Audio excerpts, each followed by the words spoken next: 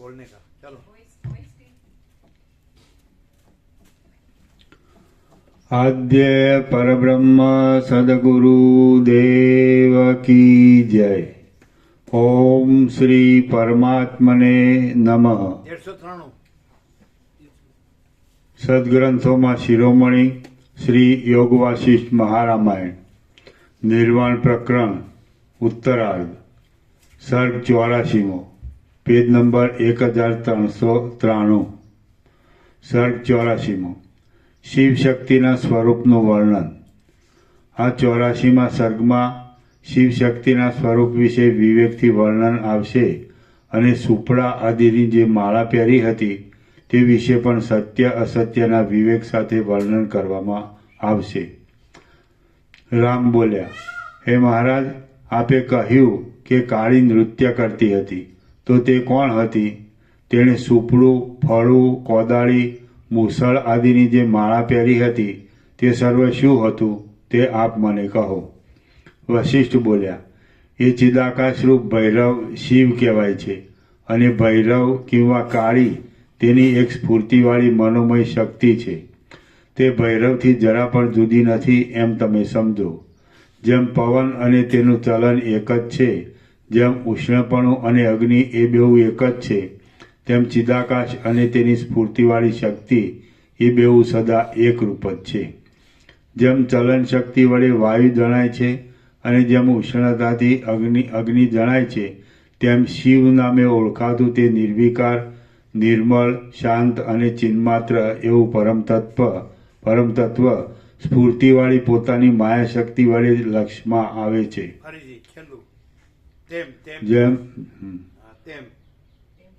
તેમ શિવ નામે ઓળખાતું તે નિર્વિકાર, નિર્મળ, શાંત અને ચિન્માત્ર એવું પરમ તત્વ સ્ફૂર્તિવાળી પોતાની માયા શક્તિ વડે લક્ષમાં આવે છે।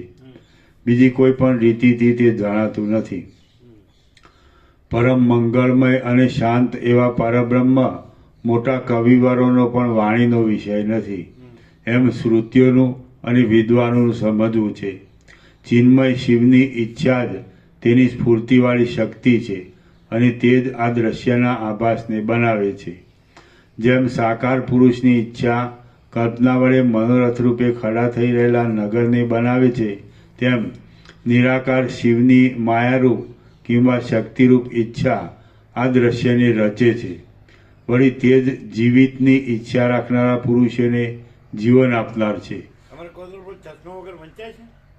આમ તો નાના છે પણ વંચાય છે, વંચાય છે। ચશ્મા રાખતા નથી?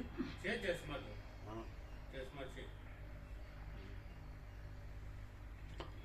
વળી તે જ જીવિતની ઈચ્છા રાખનારા પુરુષોને જીવન આપનાર છે। તેથી જીવ ચૈતન્ય કહેવાયું છે। તે સૃષ્ટિના આકારે પરિણામ પામે છે, તેથી પ્રકૃતિ રૂપ કહેવાય છે। તે દ્રશ્યરૂપે આભાસ આપનારા સર્વ પદાર્થોમાં અનુભવમાં આવનારા ફળોને પેદા કરે છે, તેથી તે ક્રિયા નામથી પણ કહેવાય છે। શિવ નામે કહેવાય છે ત્યાંથી। ચિન્મય શિવની ઈચ્છા જ ચિન્મય શિવની ઈચ્છા જ તેની સ્ફૂર્તિવાળી શક્તિ છે અને તે જ આ દ્રશ્યના આભાસને બનાવે છે। જેમ સાકાર પુરુષની ઈચ્છા કલ્પના વડે મનોરથ રૂપે ખડા થઈ રહેલા નગરને બનાવે છે, તેમ નિરાકાર શિવની માયારૂપ કિંવા શક્તિરૂપ ઈચ્છા આ દ્રશ્યને રચે છે। વળી તે જ જીવિતની ઈચ્છા રાખનારા પુરુષોને જીવન આપનાર છે, તેથી જીવ ચૈતન્ય કહેવાયું છે। તે સૃષ્ટિના આકારે પરિણામ પામે છે, તેથી પ્રકૃતિરૂપ કહેવાય છે। તે દ્રશ્યરૂપે આભાસ આપનારા સર્વ પદાર્થોમાં અનુભવમાં આવનારા ફળોને પેદા કરે છે, તેથી તે ક્રિયા નામથી પણ કહેવાય છે। તે દ્રશ્યરૂપે આભાસ આપનારા સર્વ પદાર્થોમાં અનુભવમાં આવનારા ફળોને પેદા કરે છે, તેથી તે ક્રિયા નામથી પણ કહેવાય છે। પ્રભુ તો આખું વેદાંત બ્રહ્મજ્ઞાનનો એન્સાઇક્લોપીડિયા છે। કોઈ પણ શબ્દ હોય વેદાંત બ્રહ્મજ્ઞાનનો તો એના બીજે તમને ન મળે, એ પ્રકાશના અર્થમાં મળે। એક એક શબ્દ શિવ શું છે, શક્તિ શું છે, માયા શું છે, પ્રકૃતિ શું છે, સમજ્યા? દ્રશ્ય શું છે તો તમને એનો સંપૂર્ણ પ્રકાશ મળે એમાં. આખો એન્સાયક્લોપીડિયા સમજો ને, ડિક્શનરી. એટલે જે આખો પરમાત્મા પ્રકાશ છે તે એનો એ શબ્દકોશ છે એનો આખો. હા, યોગાસી. એટલે બધા શબ્દ તમને સમજાઈ જાય કે આ બધા શબ્દો શેને માટે છે. ઉગાડ, હા, એનો પ્રકાશ થઈ જાય. અમે જોયું છે આખું, એટલે સાંભળ્યું છે. 40મું રાઉન્ડ છે ને, અમે સાંભળવામાં અમને બરાબર ખબર છે કે આ આખું એન્સાયક્લોપીડિયા છે વેદાંત બ્રહ્મજ્ઞાનનું. એટલે વેદાંત બ્રહ્મજ્ઞાનનું એટલે જે પરબ્રહ્મ પરમાત્મા છે, પરમ ચિદાકાશ, મહાચિદાકાશ, પરમાકાશ, તો એનો ઉઘાડ, એક એક શબ્દ એનો જ ઉઘાડ છે. સરસ.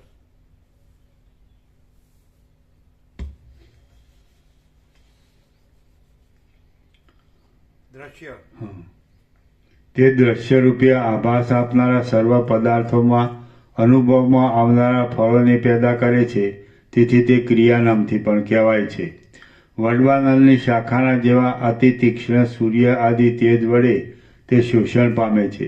તેથી તે શુષ્કા કહેવાય છે. ફરીથી. વડવાનળની શાખાના જેવા અતિ તીક્ષ્ણ સૂર્ય આદિ તેજ વડે તે શોષણ પામે છે. તેથી તે શુષ્કા કહેવાય છે. તેનું રૂપ પ્રચંડ છે. તેથી તેને ચંડિકા પણ કહેવામાં આવે છે. કમળના જેવો તેનો વર્ણ હોવાથી તે ઉત્પલા પણ કહેવાય છે. સર્વત્ર જય કરવાથી તે જયા કહેવાય છે. સિદ્ધિના આશ્રયને લીધે તેને સિદ્ધા કહેવામાં આવે છે. નવદુર્ગા, નવદુર્ગા કે છે ને, એ બધાનો ઉગાડ આવી ગયા.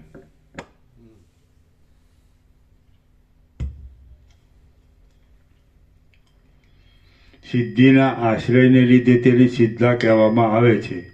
વિજય પામવાથી તે વિજયા, જયંતી અને જયા કહેવાય છે. કોઈ ઠેકાણે પરાજય ન થાય એવા તેના પરાક્રમને લીધે તે અપરાજિતા કહેવાય છે. તેનું સ્વરૂપ દુર્ગમ, ઘણા કષ્ટથી જાણી શકાય તેવું છે. તેથી તેને દુર્ગા કહેવામાં આવે છે. તે ઓમકારની પરમ સાર શક્તિ છે. તેથી તેને ઉમા કહેવાય છે. તે ઓમકારની પરમ સાર શક્તિ છે. તેથી તે ઉમા કહેવાય છે. જપ કરનારા વિવેકી પુરુષોને પરમ પુરુષાર્થ આપનારી હોવાથી તે ગાયત્રી કહેવાય છે. તેને વિશે જગતની ઉત્પત્તિ થાય છે. તેથી તેને સાવિત્રી કહેવામાં આવે છે. સર્વ પ્રકારના જ્ઞાન, કર્મ, ઉપાસના આદિના વિચારો તેનાથી જ જગતમાં પ્રસરે છે. ફરીથી. સર્વ પ્રકારના જ્ઞાન, કર્મ, ઉપાસના આદિના વિચારો તેનાથી જ જગતમાં પ્રસરે છે. તેથી તે સરસ્વતી કહેવાય છે. હા. તેના દેહના અવયવો ગૌર છે અને મહાદેવજીના દેહ સાથે તેને સંબંધ છે. આથી તે ગૌરી કહેવાય છે. સુષુપ્તિ અવસ્થાવાળા અને જાગ્રત અવસ્થાવાળા ત્રૈલોક્યની અંદરના સર્વ પ્રાણીઓના હૃદયમાં ત્રણ માત્રાથી શૂન્ય એવા પ્રણવનાદનું ઉચ્ચારણ થાય છે. ત્યારે દહરાકાશમાં રહેલા શંકરના મસ્તકમાં તે ચંદ્રમાની કળાની પેઠે બિંદુ રૂપે રહે છે. ફરીથી. સુષુપ્તિ અવસ્થાવાળા અને જાગ્રત અવસ્થાવાળા ત્રૈલોક્યની અંદરના સર્વ પ્રાણીઓના હૃદયમાં 3 માત્રાથી શૂન્ય એવા પ્રણવનાદનું ઉચ્ચારણ થાય છે. ત્યારે દહરાકાશમાં રહેલા શંકરના મસ્તકમાં તે ચંદ્રમાની કળાની પેઠે બિંદુ રૂપે રહે છે. આથી તેને ઉમા કહેવામાં આવે છે. શિવ અને શક્તિ એ બંનેનું સ્વરૂપ આકાશરૂપ છે. તેથી તેને કૃષ્ણ રૂપે વર્ણવવામાં આવેલી છે. એ ભૈરવ અને ભૈરવી બંને વસ્તુતઃ જોતા ચિદ્રૂપ જ છે.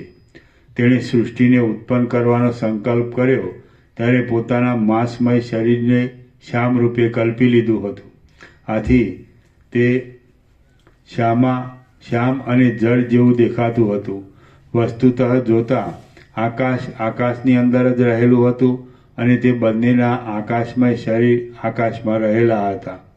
એ શિવ શક્તિના શરીર આકાશના જેવા જ સ્વચ્છ, નિર્વિકાર અને નિરાકાર જ હતા. તેમજ જાણે એ બંને આકાશમાં જ્યેષ્ઠ સહોદર હોય તેમ દેખાતા હતા. હવે તેની અંદર હાથ, પગ, મુખ, મસ્તક આદિ અવયવોના થોડાપણાના અને અનેકપણાના ભેદથી જે કાંઈ વિચિત્રતા દેખાતી હતી તથા તેણે હળ, સુપડા આદિની જે માળા ધારણ કરી હતી તે સંબંધમાં હું કહું છું તે તમે સાંભળો. અનાદિ અને અનંત મહાસમર્થ ચેતન શક્તિ ક્રિયારૂપ કહેવાય છે. અનાદિ અને અનંત મહાસમર્થ ચેતન શક્તિ ક્રિયારૂપ કહેવાય છે. તે સ્ફૂર્તિરૂપી ધર્મને ધારણ કરી રહેલી છે. તે પોતાની મેળે જ પોતાની અંદર દાન, સ્નાન, હોમ આદિ શ્રેષ્ઠ શરીરવાળી થઈ જાય તેવા અનેક રૂપે ભાષા કરે છે. તે મનોહર ચેતન શક્તિ આકાશરૂપ છે છતાં ચંચળતાવાળા દ્રશ્ય રૂપે દેખાય છે. એ ભૈરવી દેવીના નાના પ્રકારના અભિનયો અને નૃત્યો એ વિરાટમાં રહેલા સર્વ પ્રાણીઓની ઉત્પત્તિ, જરા, મરણ આદિરૂપ છે એમ સમજવું. એ ક્રિયારૂપ ભૈરવી દેવી પોતાની અંદર હાથ, પગ આદિ અવયવની પેઠે ગામો, નગરો, દ્વીપો અને દેશોના સમૂહોને ધારણ કરે છે. તેમજ તે ક્રિયા વડે અનેક તરહની ક્રિયાઓ કરે છે. તે પોતાની અંદર કલ્પિત અવયવોને ધારણ કરી રહેલ છે. વળી એ દેવી પોતે ક્રિયારૂપ હોઈ બ્રહ્માંડોને નિર્માણ કરે છે અને ધારણ કરે છે. તેનો વર્ણ કમલિનીના જેવો શ્યામ છે. પોતાના અવયવરૂપ થઈ રહેલી આ દ્રશ્યની શોભાને તે પોતાના હૃદયમાં ધારણ કરી રહેલ છે. ચિન્મય શિવ વિના કોઈ દિવસ તેના અવયવનો નિર્દેશ થઈ શકે એમ નથી. ચિન્મય શિવ વિના કોઈ દિવસ તેના અવયવનો નિર્દેશ થઈ શકે એમ નથી. આથી તે શિવરૂપ જ છે એમ તમે સમજો. જેમ આકાશમાં નિરાકારપણું રહ્યું છે, જેમ પવનમાં ચલન શક્તિ રહી છે અને જેમ કમળ આદિ ચાંદનીનું એક અંગ છે, તેમ ચિત્ત શક્તિરૂપ આ સર્વ દ્રશ્ય તે ચિદાત્માના એક અંગરૂપ છે. પરમ મંગળમય, શાંત, નિર્વિકાર અને નિર્મળ પરબ્રહ્મ તેમ શિવરૂપ છેલ્લું. તેમ ચિત્ત શક્તિરૂપ આ સર્વ દ્રશ્ય તે ચિદાત્માના એક અંગરૂપ છે. તેમ ચિત્ત શક્તિરૂપ આ સર્વ દ્રશ્ય તે ચિદાત્માના એક અંગરૂપ છે. પરમ મંગળમય, શાંત, નિર્વિકાર અને નિર્મળ પરબ્રહ્મથી તે જુદું નથી, પણ તે રૂપ જ છે. પરમ મંગળમય, શાંત, નિર્વિકાર અને નિર્મળ પરબ્રહ્મથી તે જુદું નથી, પણ તે રૂપ જ છે એમ તમે સમજો. એ પરબ્રહ્મની અંદર સ્થિરતા તથા ચંચળતા આદિ કશા પણ ધર્મો નથી. ચિત્ત શક્તિ દ્રશ્યરૂપે રહ્યા છતાં પણ એ પરબ્રહ્મની અંદર સ્થિરતા તથા ચંચળતા આદિ કશા પણ ધર્મો નથી. ચિત્ત શક્તિ દ્રશ્યરૂપે રહ્યા છતાં પણ જ્યારે જ્ઞાન દ્રષ્ટિ વડે તેને વાસ્તવ સ્વરૂપે જોવામાં આવે છે ત્યારે તે શિવરૂપ જ કહેવાય છે. ચિત્ત શક્તિ અધિષ્ઠાન ચૈતન્યની અંદર અવિદ્યાના યોગથી જડ ભાવે થઈ રહે છે ત્યારે તે ક્રિયારૂપ કહેવાય છે. જ્ઞાન દ્રષ્ટિ વડે જ્યારે તેને ચિન્માત્ર રૂપે ઓળખવામાં આવે છે ત્યારે તે શિવરૂપ કહેવાય છે એમ કહી શકાય છે. સૃષ્ટિઓ, તેની અંદર રહેલા મનુષ્યના વર્ગો તથા પ્રકાશ વડે ઝળકી રહેલા સર્વ લોકો આ જગતરૂપી કલ્પિત સ્વરૂપને ધારણ કરી રહેલી મોટા આકારવાળી અને કલ્પિત આકારથી સુંદર દેખાતી તે ક્રિયારૂપ દેવી ચિત્ત શક્તિના અવયવરૂપ છે અને તેઓ ચિત્ત શક્તિથી જુદા કહી શકાતા નથી. વળી દ્વીપો અને સાગરોવાળી પૃથ્વી, વનભૂમિ સહિત પર્વતો, અંગ અને ઉપાંગ સહિત 3 વેદો, વિદ્યાઓ અને તેના સ્થાનો, ગાયનો, વિધિ નિષેધ સહિત સઘળી શુભાશુભ કલ્પનાઓ, પુરોડાસરૂપી હવિને નિરૂપણ કરનારા દક્ષિણાગ્નિવાળા યજ્ઞો, રાજાઓ, સંગ્રામો, આયુધોના સમૂહો, શૂલો, બાણો, શક્તિઓ, સાંગો, કાંડણિયાઓ, દર્ભાસનો, સુપડા, યુપો, ભૂષુંડીઓ, ગદાઓ, તોમરો, હાથીઓ, યોદ્ધાઓ, અનેક પ્રાણીઓના સમુદાયની દેવ આદિ 14 જાતિઓ, 14 લોકની 14 લોકની સમુદ્ર દ્વીપ આદિવાળી ભૂમિઓ અને 14 લોકો એ સર્વ કલ્પિત આકારવાળા ભૈરવી દેવી ચિત્ત શક્તિના અવયવ રૂપ છે અને તેઓ તેનાથી જુદા કહી શકાતા નથી. રામ બોલ્યા, ભૈરવીને આકારે કલ્પિત શરીરને ધારણ કરનારી ચિત્ત શક્તિના અંગમાં જે સૃષ્ટિ પ્રલયો રહ્યા છે તે ખરેખર તેના સ્વરૂપમાં રહેલા જ છે કે અસત્ય છે તે આપ મને કહો.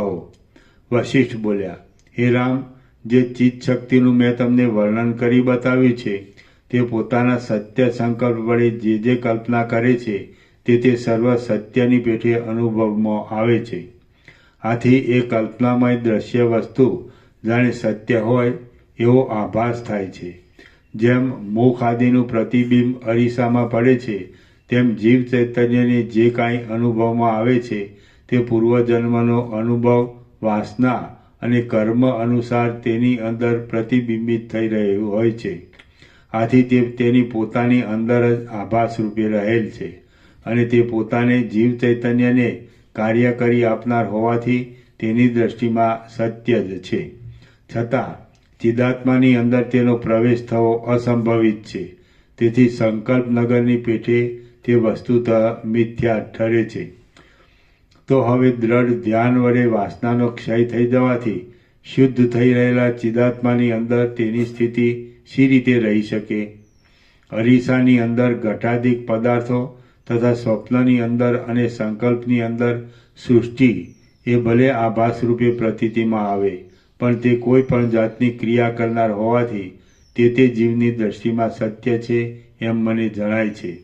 કદાચિત તમે એમ કહેશો કે અરીસામાં પ્રતિબિંબિત થયેલા પદાર્થો અને સ્વપ્ન સૃષ્ટિ તથા સંકલ્પ સૃષ્ટિ તેમના દ્રષ્ટા માટે ભલે કાર્ય કરનાર થાઓ પણ તે મારે માટે કશું કાર્ય કરી શકતી નથી, માટે તેને સત્ય કેમ મનાય?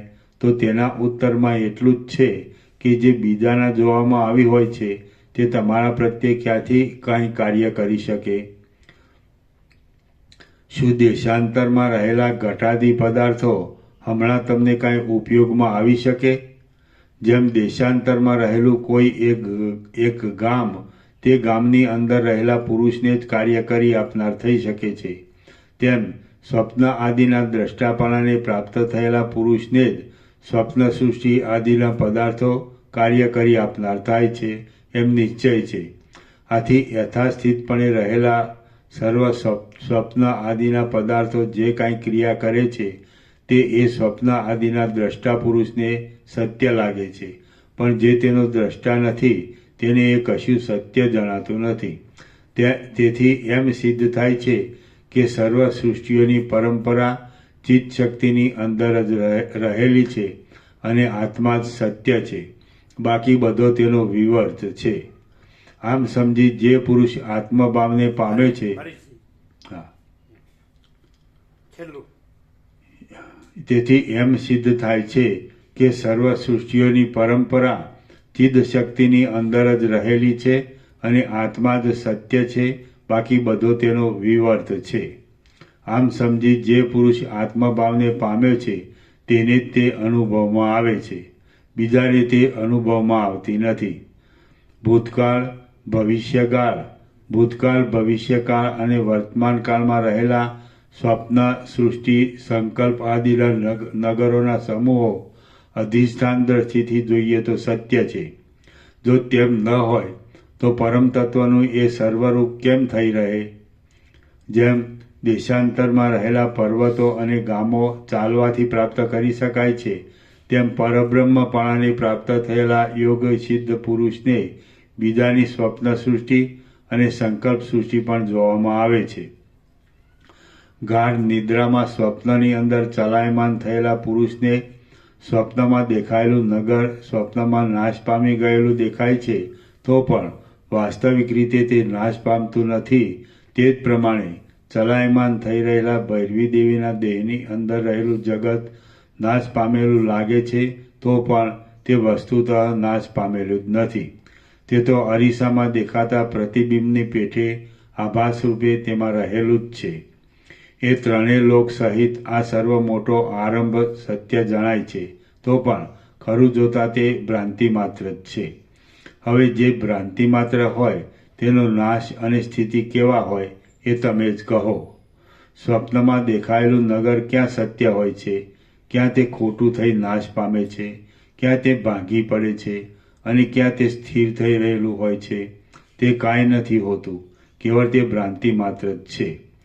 સ્વપ્ન આદિમાં દ્રશ્યની શોભા જ્યાં સુધી પોતાની પાસે ખડી થઈ દેખાતી હોય છે ત્યાં સુધી તે સત્ય જણાય છે, બાકી તે ભ્રાંતિરૂપ છે. એ પ્રમાણે આ જગતની શોભા પણ વાસ્તવિક ન હોવાથી ભ્રાંતિરૂપ છે એમ તમે સમજો.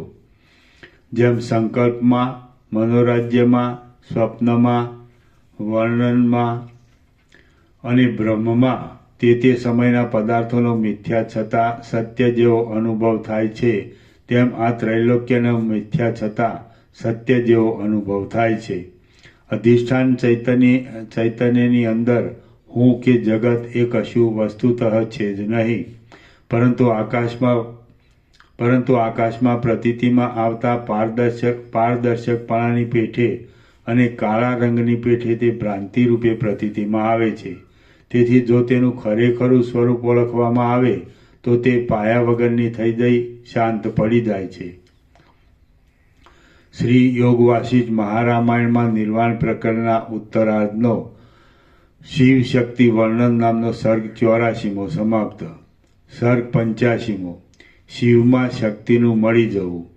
આ 85મા સર્ગમાં નૃત્ય કરનારા ચિત્ત શક્તિરૂપ ભૈરવી દેવી શિવને જોઈ સ્નેહને લીધે તેનો સ્પર્શ કરતા તેના અંગમાં લય થઈ એકરૂપ થઈ જશે એ કહેવામાં આવશે.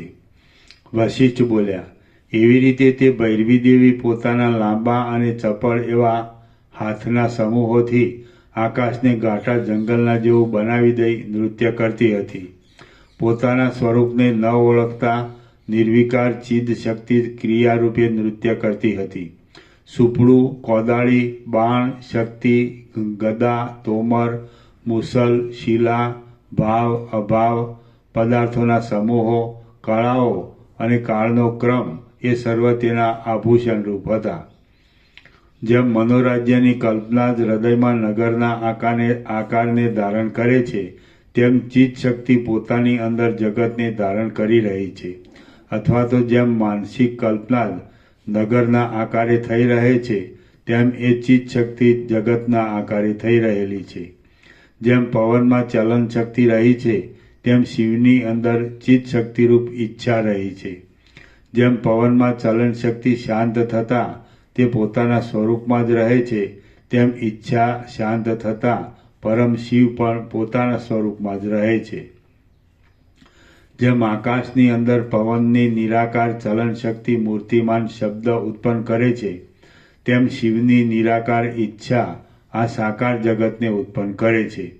પરમ વિશાળ આકાશની અંદર નૃત્ય કરનારા એ ચિત્ત શક્તિરૂપ ભૈરવી દેવી કાકતાલીય યોગથી પ્રેમને અધીન થઈ ગયા અને જાણે પાસે રહેલા આવરણકારી વાદળાને ખસેડતા હોય તેમ તેમણે આવરણકારી આવરણ શક્તિને ખસેડી નાખી.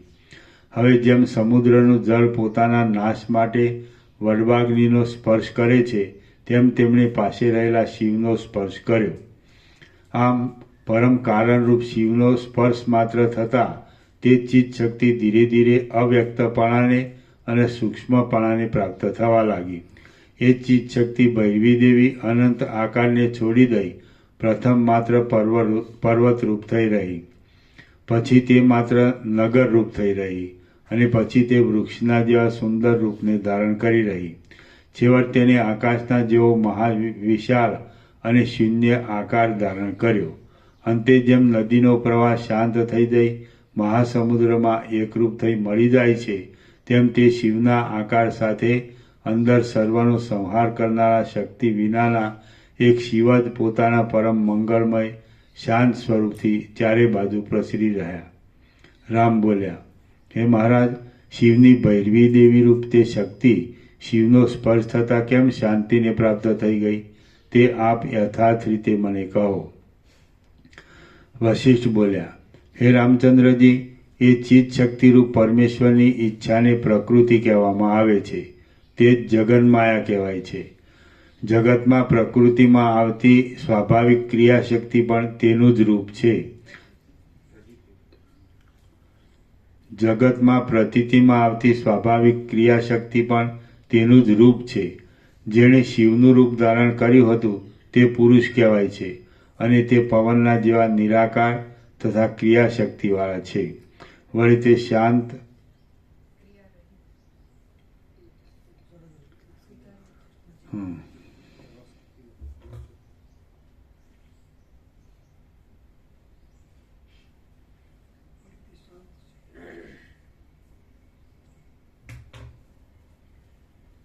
જેણે શિવનું રૂપ ધારણ કર્યું હતું તે પુરુષ કહેવાય છે અને તે પવનના જેવા નિરાકાર તથા ક્રિયા રહિત છે.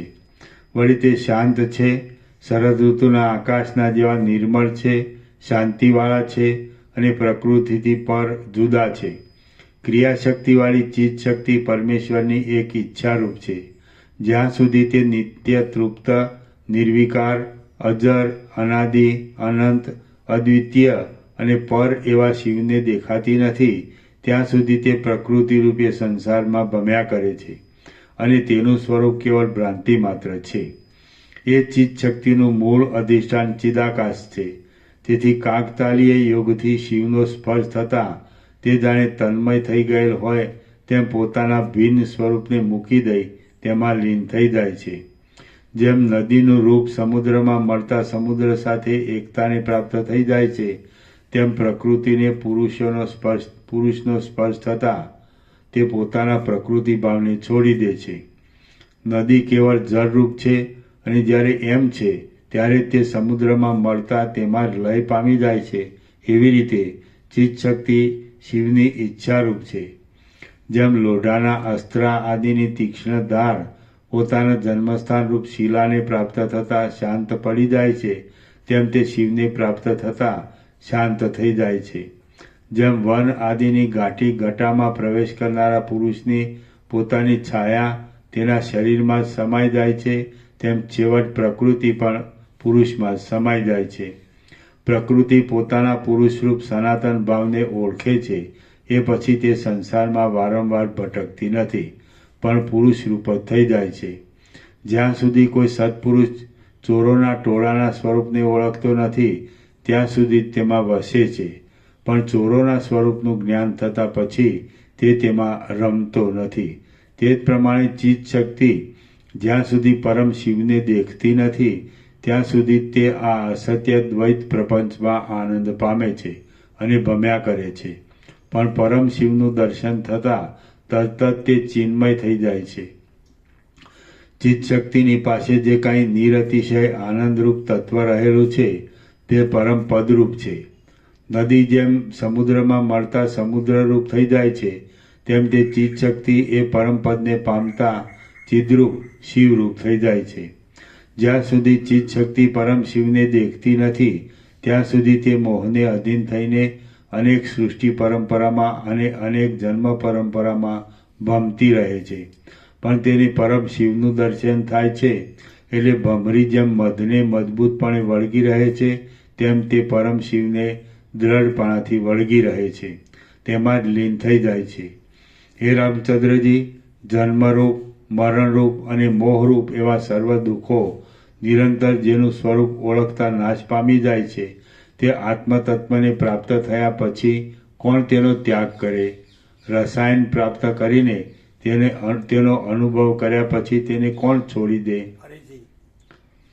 હે રામચંદ્રજી, જન્મરૂપ, મરણરૂપ અને મોહરૂપ એવા સર્વ દુઃખો નિરંતર જેનું સ્વરૂપ ઓળખતા નાશ પામી જાય છે તે આત્મતત્વને પ્રાપ્ત થયા પછી કોણ તેનો ત્યાગ કરે?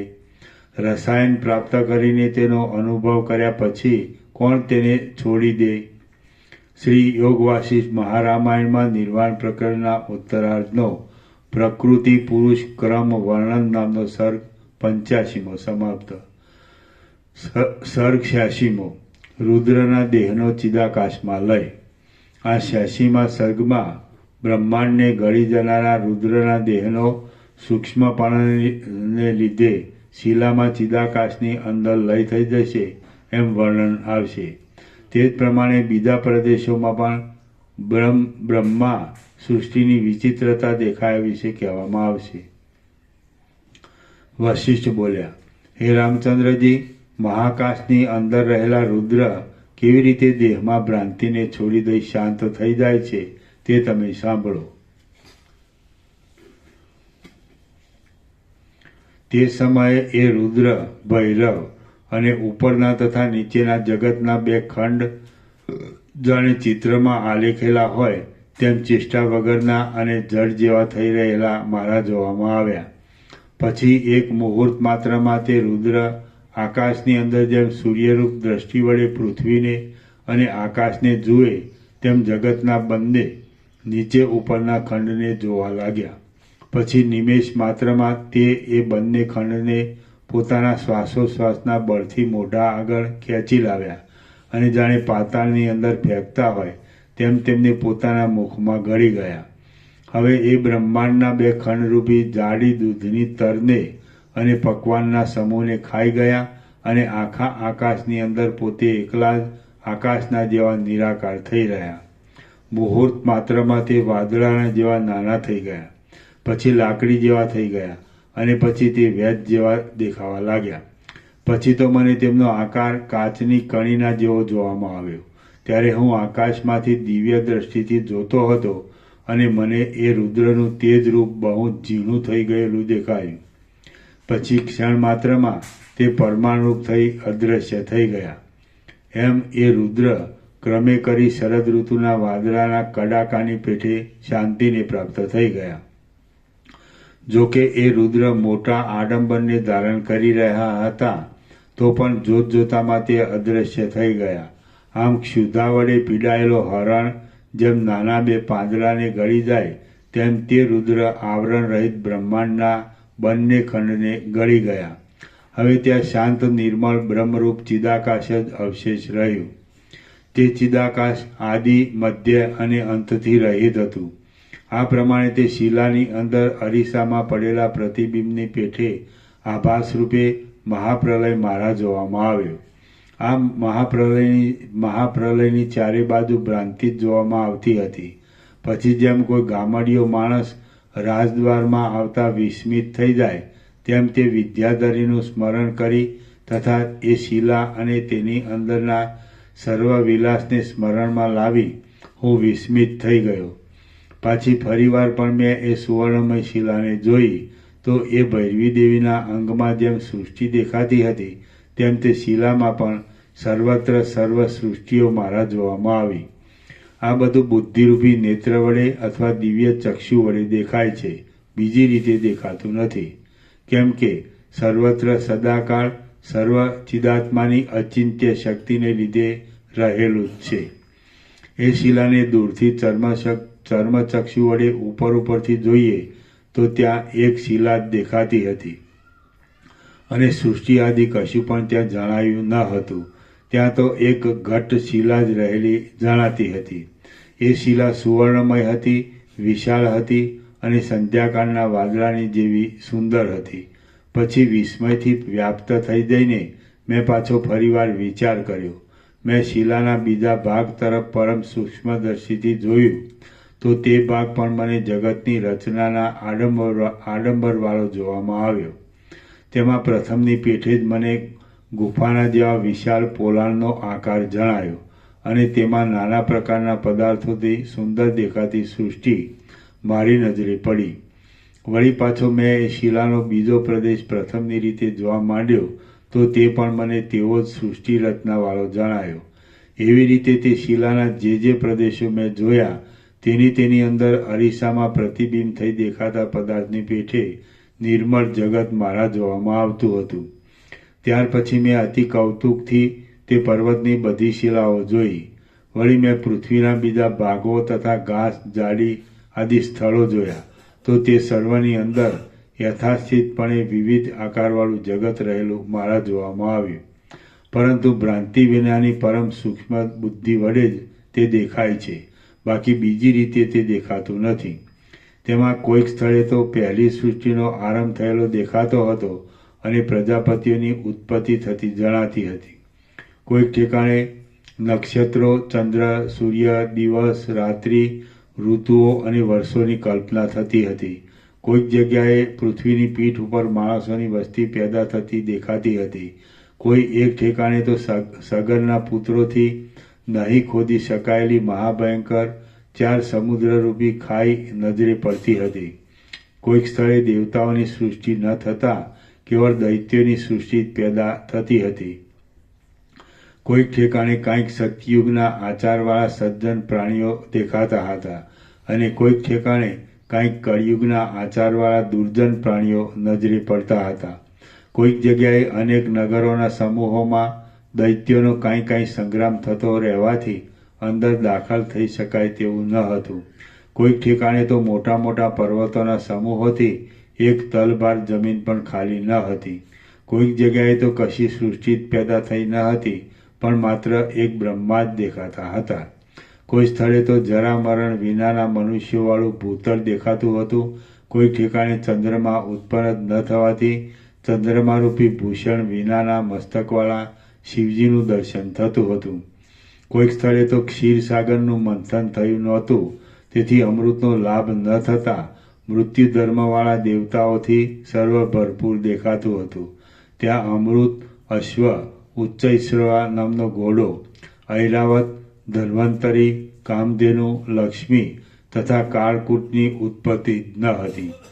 કોઈક ઠેકાણે શુક્રાચાર્યની મૃત સંજીવની વિદ્યામાં વિઘ્ન નાખવા દેવતાઓનો સમૂહ ઉત્કંઠિત થયેલો દેખાતો હતો અને કોઈ જગ્યાએ કાંઈક ઉદ્દેશને લીધે દીતીના ગર્ભમાં અવયવોને નિકંદર કરી નાખવામાં તૈયાર થઈ ગયેલો ઇન્દ્ર નજરે પડતો હતો. કોઈક સ્થળે તો ધર્મની પરિપૂર્ણ સ્થિતિને લીધે સર્વ મનુષ્યોનો સમૂહ પોતાની મેળે જ બ્રહ્મ વર્ચસ્વથી દેદીપ્યમાન જણાતો હતો. કોઈક ઠેકાણે પ્રથમની રચનાના ક્રમના કરતાં કાંઈક જુદી જ જાતની રચનાના ક્રમવાળા પદાર્થોની સ્થિતિ દેખાતી હતી. કોઈ જગ્યાએ અપૂર્વ વેદશાસ્ત્રના અર્થ અને અપૂર્વ આચાર વિચાર નજરે પડતા હતા અને કોઈક સ્થળે જાણે પ્રલયકાળને લીધે ક્ષોભ પામી જવાથી કશું પણ હોય જ નહીં એમ જણાતું હતું. કોઈક જગ્યાએ દૈત્યોના સમૂહો દેવ મંદિરને તોડી પાડતા હતા. કોઈક ઠેકાણે દેવતાઓના બગીચામાં ગંધર્વો અને કિન્નરો ગાયન કરતા હતા. કોઈક જગ્યાએ દેવતાઓની અને દૈત્યોની સલાહનો કંઈક આરંભ થયેલો જણાતો હતો. એવી રીતે ભૂત, ભવિષ્ય અને વર્તમાન એ ત્રણેય કાળના જગતોનો આડંબર મેં મોટા મોટા જગતના સમૂહ રૂપે દેખાતા સબલ બ્રહ્મની અંદર જોયો.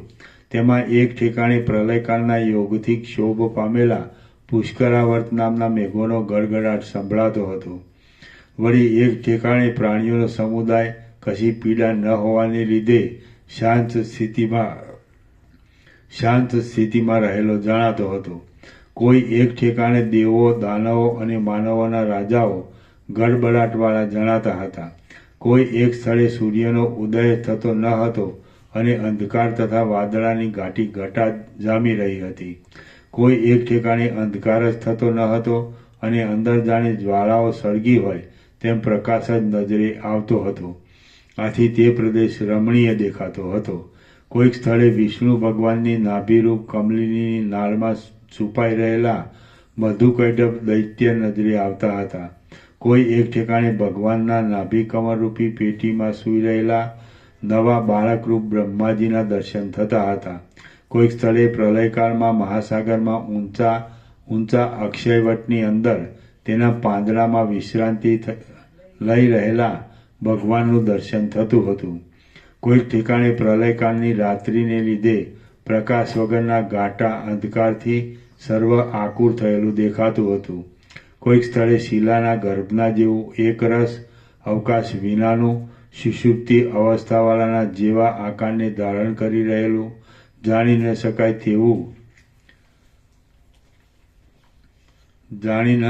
તેવું લક્ષણ રહિત અને જાણે સુષુપ્તિ અવસ્થાને પામેલું અતકર્ય આકાશ જ ચારે બાજુ વિશાળ આકારે પ્રસરી રહેલ જણાતું હતું. કોઈક ઠેકાણે તો પાંખોના આધારે રહી શકનારા પર્વતોરૂપી કાગડાઓ વડે આકાશ વ્યાકુળ થઈ રહેલું દેખાતું હતું. કોઈક ઠેકાણે વજ્રના સંઘર્ષથી વિખરાઈ જતા પર્વતોનો પ્રકાશ દેખાતો હતો. કોઈક ઠેકાણે મર્યાદાને ઓળંગી ગયેલા મદોન્મત્ત સમુદ્રો પૃથ્વીને અને પર્વતોને ઘસડી જતા હતા. કોઈક સ્થળે ત્રિપુરાસુર, વૃત્રાસુર, અંધકાસુર અને બલિરાજાનું યુદ્ધ જામી રહ્યું હતું. કોઈ ઠેકાણે મદોન્મત્ત દિગ્ગજો વડે પૃથ્વી કંપતી હતી. કોઈક સ્થળે પ્રલયકાળને લીધે પૃથ્વી શેષનાગના મસ્તક ઉપર આળોડતી હતી, તો કોઈ સ્થળે બાળવયના રામચંદ્રજી રાવણરૂપી રાક્ષસનો વધ કરતા દેખાતા હતા. કોઈક ઠેકાણે રાવણરૂપી રાક્ષસ રામચંદ્રને છેતરી લઈ સીતાજીનું હરણ કરતો જણાતો હતો. કોઈક સ્થળે પૃથ્વી ઉપર પગને ધારણ કરી રહેલા અને મેરુ પર્વતના શિખર પર મસ્તક રાખી રહેલા કાળનેમી દૈત્ય આકાશને દબાવ્યું હતું. કોઈક ઠેકાણે દેવતાઓને નસાડી મૂકી નિરંતર દૈત્યો સર્વનું પાલન કરતા જણાતા હતા, અને કોઈક ઠેકાણે દૈત્યોને નસાડી મૂકી દેવતાઓ સર્વનું પાલન કરતા હતા. કોઈક સ્થળે અર્જુન વડે યુક્ત અને પોતાના મનુષ્યોનું રક્ષણ કરી રહેલા કૃષ્ણ ભગવાન અને પાંડવ કૌરવો ભારતના યુદ્ધમાં અનેક અક્ષયહિણીનો સંહાર કરતા જણાતા હતા. રામ બોલ્યા, હે મહારાજ, આપ જે કહો છો કે હું પૂર્વે થયો હતો તે શી રીતે થયો હતો, અને કદાચિત થયો હોઉં તો પણ આવા જ આકારથી થયો હતો કે કોઈ બીજા આકારથી, તે આપ મને કહો. વશિષ્ઠ બોલ્યા, હે રામચંદ્રજી, ગડા તથા કોઠી આદિમાં પુરાતા અડદ જેમ ભરાતા અને ઠલવાતા રહે છે, તેમ જગતના સર્વ પદાર્થો તે જ ક્રમથી અથવા બીજા ક્રમથી જન્મ મરણને પ્રાપ્ત થતા જ રહે છે.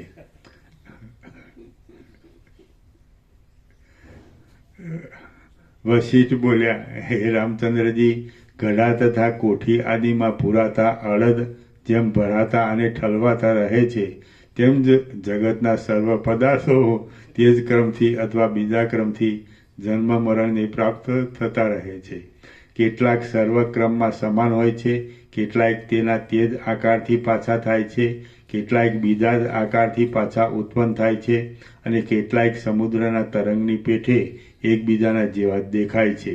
તમે ફરીવાર તેના તે જ અવતરેલા છો, હું પણ ફરીવાર તેનો તે જ અવતરેલો છું, અને આ બીજા મનુષ્યો પણ ફરીવાર તેના તે જ અવતરેલા છે. તત્વદર્શીથી જોઈએ તો કોઈ દિવસ કશું ઉત્પન્ન જ થતું નથી.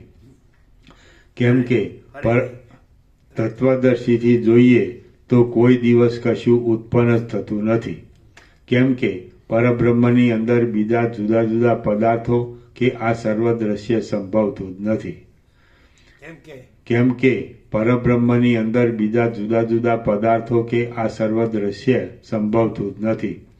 હવે માયા દ્રષ્ટિથી જોતા સમુદ્રમાં ઉત્પન્ન થતા તરંગો તેના તે જ છે કે બીજા, એમ નિર્ણય થઈ શકતો નથી. તે જ પ્રમાણે સંસાર સાગરમાં ભમ્યા કરતા પ્રાણીઓ પણ તેના તે જ છે કે બીજા, એનો કશો નિર્ણય થઈ શકે તેમ નથી. આ સંસારમાં ભ્રાંતિને લીધે અનંત પ્રાણીઓ જન્મ મરણને પ્રાપ્ત થતા રહે છે. કેટલાક પાસા તેના તે ઉત્પન્ન થાય છે, કેટલાક બીજા રૂપે ઉત્પન્ન થાય છે, કેટલાક સમ વિષમ ભાવનાવાળા દેખાય છે, કેટલાક તેવા જ રૂપે આવૃત્તિને પ્રાપ્ત થતા રહે છે, અને કેટલાક બીજા રૂપે આવૃત્તિને પ્રાપ્ત થતા દેખાય છે. સર્વ પ્રાણીઓ જગતરૂપી સમુદ્રના બિંદુઓના સમૂહરૂપ છે. સર્વ પ્રાણીઓ જગતરૂપી સમુદ્રના બિંદુઓના સમૂહરૂપ છે. તેમાંના કેટલાક જીવો સદાકાળ એ જ પ્રકારના ધન, વય, બંધુ, વિદ્યા, કર્મ, જ્ઞાન અને ચેષ્ટાવાળા વારંવાર ઉત્પન્ન થતા રહે છે. કેટલાક જીવો પ્રથમ જન્મના ધન, વય વગેરેના કરતાં અર્ધ સ્થિતિવાળા થાય છે, અને કેટલાકમાં પૂર્વજન્મની સ્થિતિનો ચોથો ભાગ દેખાય છે. વળી કેટલાક બીજા જીવો તેમના ધન, વય વગેરેથી વિલક્ષણ અથવા વિરુદ્ધ ધન, વય વગેરેવાળા હોય છે. કેટલાક જીવો પરસ્પર ધન, વય વગેરેમાં સમાનતાવાળા હોય છે. કેટલાક જીવો કાળયોગે એકબીજાથી વિલક્ષણતાવાળા થઈ જાય છે. કેટલાક કાળયોગે સમાનતાવાળા થઈ જાય છે, અને કેટલાક જીવો નિરંતર કાળયોગથી ફેરફારવાળા થતા રહે છે. એ જીવો રાગદ્વેષ આદિ દોષો વડે આકુળ એવી વિચિત્ર ધર્મ અધર્મ સંબંધી ચેષ્ટાને લીધે કાળે કરીને નાના પ્રકારના દેહોને ધારણ કરે છે. એ જીવો રાગદ્વેષ આદિ દોષો વડે આકુળ એવી વિચિત્ર ધર્મ અધર્મ સંબંધી ચેષ્ટાને લીધે કાળે કરીને નાના પ્રકારના દેહોને ધારણ કરે છે. તેઓ જાણે બીજી સ્થિતિવાળા હોય તેમ નરક આદિ નીચ લોકમાં અને સ્વર્ગ આદિ ઉપરના લોકમાં ભમતા રહે છે.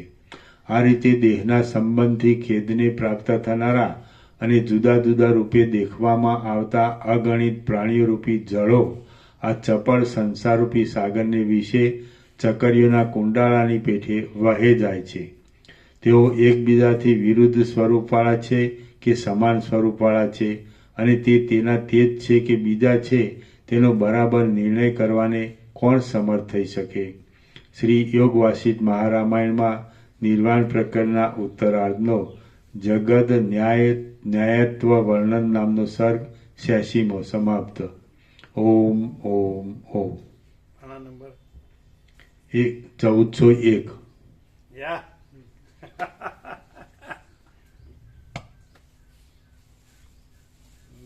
કાલે પછી સુશીલ પ્રભુ કેટલા વાગે પહોંચ્યા હતા? 7:30 પછી આવ્યા હતા ને? 7:30 આવ્યા હતા પછી પેલું લાવવાનું તો બધું લાવ્યા હતા? એ પછી નતું, ત્યાં નતા ગયા. ત્યાં રસ્તામાંથી ટ્રાફિક ખોદેલો હતો, રોડ ખોદેલો હતો ને નતા ગયા. આજે જશે. લાવ્યા નતા? ના, નહીં લાવ્યા. રસ્તો કે બંધ કરે ડ્રાઈવર છે ને આપેલું હોય ને. પછી પેલા જયશંકર પ્રભુ ઈશ્વરપુરાવાળા ગયા? જવાન પ્રભુ ત્યાં થાળી ધોવા હતા કીધું હવે નાસ્તો કર્યો એટલે કે પેલા જયશંકર દાદા જયશંકર પ્રભુને તાવ હતો તો 2-4 દિવસથી, તો કાલે સાંજે તત્વબોધમાં નહોતા રહ્યા અને સવારે એમણે એવું કીધું કે મારામાં જરાય શક્તિ નથી અને એમણે એમના જમાઈને ઘરે ફોન કર્યો એટલે એમના જમાઈ રમકડું લઈને એમને લેવા આવ્યા હતા. કાલે ગયા? ચા ને નાસ્તા પ્રસાદ આ બાબુ પ્રભુ ત્યાં આજ સવારે ગયા? આજે સવારે ગયા. નાસ્તો નહીં કર્યો? ચા નાસ્તો પ્રસાદ બાબુ પ્રભુ ત્યાં આપીને ગયા. ને પણ અહીંયા આપણે હતા ને ડોક્ટર રસિક પ્રભુ છે ને, એમની દવા લીધી એમને 3 દિવસ પછી તોય એમને ના ફેર પડ્યો એટલે કેટલા દિવસ લીધી? 3-4 દિવસ લીધી. એટલે અનુકૂળ ન આવ્યું? હા, એમણે એવું કીધું મારી પ્રકૃતિ જ કંઈક જુદી છે એવું કીધું. એ ગોવિંદ પ્રભુ શું કહેતા હતા? માઇનસ પ્રસાદ આપી દે. પ્રસાદ એ લાઈટો બંધ કરો, સબ લાઈટ બંધ કરો, પ્રસાદ આપો. કેવું છે યોગવા સીટમાં વંચાય છે ને? સરસ. હા ચશ્મા લાવવાના અને યોગવા સીટ લાવવાનું, રોજ ચશ્મા ને યોગવા સીટ લાવવાનું, અંદર સીધું વંચાય. કેવો પ્રકાશ છે? પરમ ચિદાકાશ પરમ જ્યોતિ અખંડ જ્યોતિ જો હૈ સો હૈ.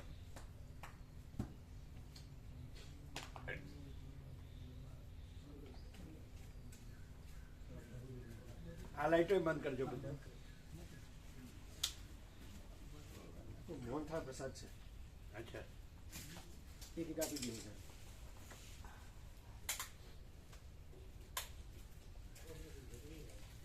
એટલે ત્યાં લોક કર્યું કે નહીં? એના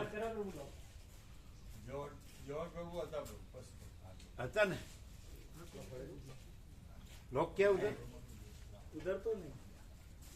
ઇધર ક્યાં? હા ઇધર તો તમે નોંધ્યા ને બરોબર બધા?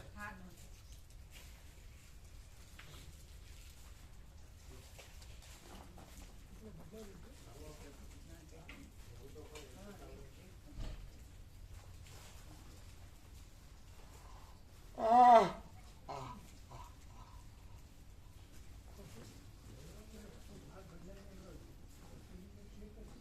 આજે બેસીને બધા જોઈએ.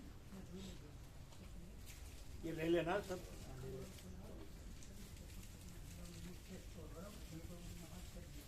ગુજરાતી સમજમાં આતી है ना?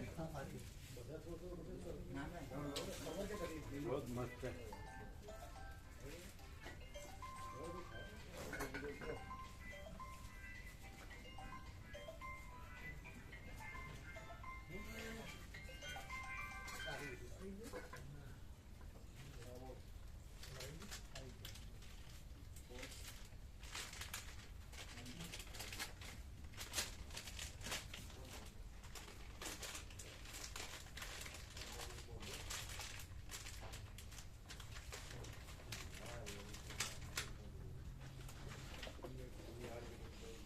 और ये बड़ा वो है ना, पहले ये लगा था उसके बाद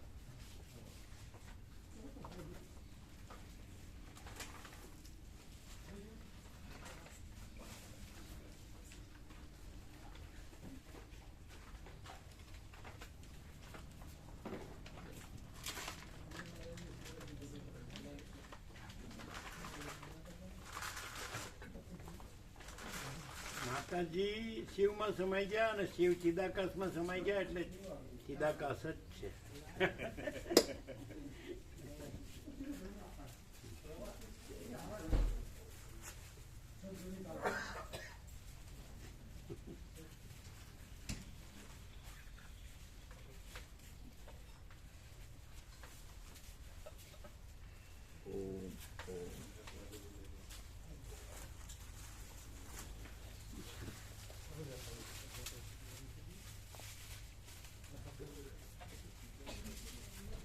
એટલે બધા ભાવિકો આવે છે ખરા. કઈ રમણની વધારે લઈ જાય? કાલે કઈ લઈ ગયા? કાલે ઓછા હતા પણ રવિવાર વધારે ના, શનિ રવિ 27 લઈ ગયા. એમાં કઈ લઈ ગયા વધારે? બહુ. શનિ રવિ વધારે ના, સદગ્રંથો ક્યાં લઈ ગયા કાલે? રમણના. कल 27 भाविक आए थे ना, तो कौन से सदग्रंथ ज्यादा ले गए? कौन से सदग्रंथ ज्यादा लिया उन्होंने? ત્યાં લઈ ગયા હતા કાલે ક્યાં ક્યાં વધારે લઈ ગયા? કાલે આ રમણ વર્ષે જ વધારે જાય હા, તો રોજ રમણ જ જાય છે. અમને લાગે છે કે વિનોદ ઠાકરના ભાવિકો આવતા છે. વિનોદ ઠાકર દેવ થઈ ગયા ને, અહીંયા રહી ગયા ને એકવાર અઠવાડિયું, પછી દેવ થઈ ગયા. એમણે રમણની બુક આપી હતી ને બધા, એના ભાવિકો આવતા હશે કદાચ, એવું લાગે છે. એવું નહીં હોય? એવું જ વધારે મોસ્ટ પ્રોબ્લેમ રમણના ભાવિકો વધારે આવતા હશે. કદાચ વિનોદ ઠાકર આવ્યા હતા ને. રમાણી બુકો જ વધારે જાય. હે? રમાણી બુકો જ વધારે જાય. એટલે એનું જે સર્કલ છે ને, એ અહીંયા અઠવાડિયું રહી ગયા ને પછી દેવ થઈ ગયા. અને બુક આપી હતી ને બધાને, ગયા વર્ષની એને બહાર પાડી. BSUR વાર્તાલાપ આ બધું વધારે. વાર્તાલાપ BSUR આ બધું વધારે ભાવે. એટલે એ લોકો જ હતા.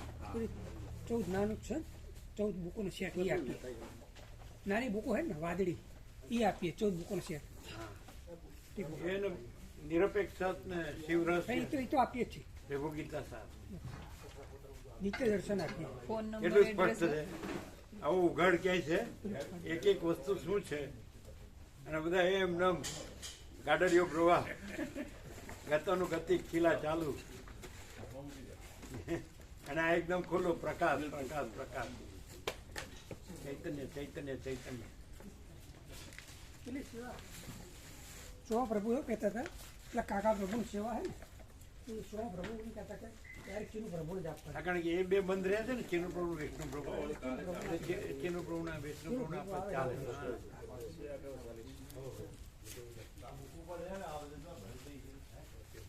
કેવો ખુલ્લો પ્રકાશ છે, પરમ ચિદાકાશ. આ સૂર્યનારાયણ ભગવાનનો કેવો ખુલ્લો પ્રકાશ છે. આ એ રીતે એવો પરમ ચિદાકાશ પ્રકાશ છે, ખુલ્લો ખુલ્લો ખુલ્લો. પરમ જ્યોતિ, અખંડ જ્યોતિ.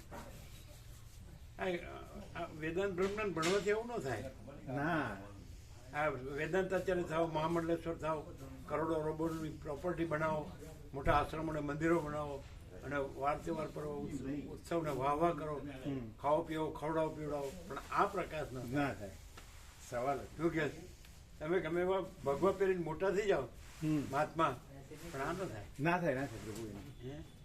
અને બીજું એ છે પ્રભુ કે જો આ પ્રકાશ એકવાર થઈ જાય ઉખાડાનો અને સમજાઈ જાય તો પછી પ્રભુ કોઈ પણ સદગ્રંથ છે ને એ તમારા માટે રમકડા જેવા છે.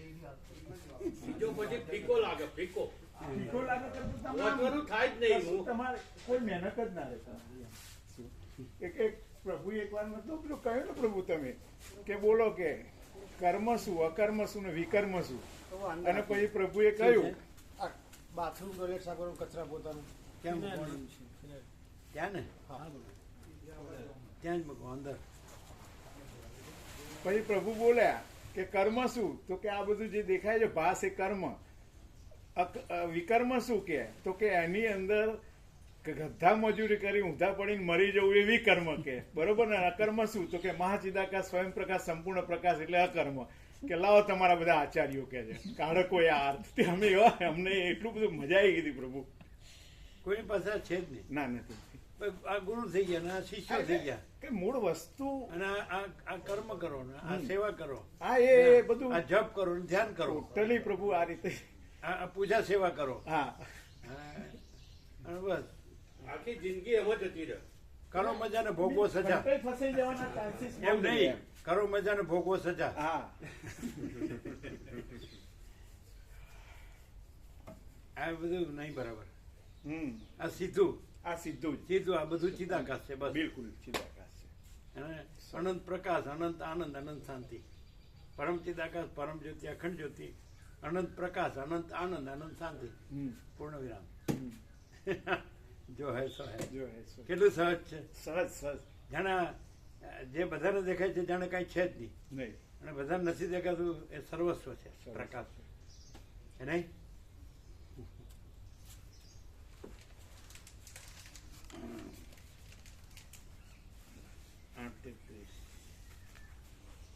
યોગાસિક તો ઉપડી જશે બધાય. હા બધા સરસ બુક છે. બિલકુલ એ તો પ્રભુ સતત આ પ્રકાશનું સમર્થન કર્યા કરે એનું દર્શન કરો તો આનંદ થાય. હા એવી બુક. હા એ જો પ્રકાશ આ યોગ વાસિષ્ઠામ એક સર્ગ આ પ્રકાશને જાણે સમર્થન કરે છે કે મહાચિદાકાશ મહાચિદાકાશ મહાચિદાકાશ.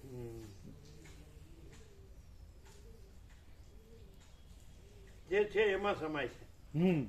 જે છે એમાં સમય એમ કે મહાચિદાકાશ મહાસાગરના મોજા, આ બધું આ બ્રહ્મ વાક્યો, અને ચિદાકાશ મહાસાગરમાં સમાય. હા ઉઠી ઉઠીને એમાં ઉઠી સમાય. ઉઠીને એમાં સમય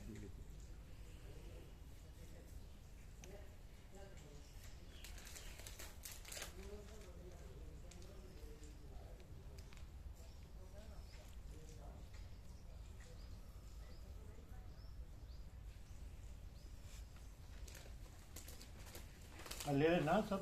હા પ્રભુ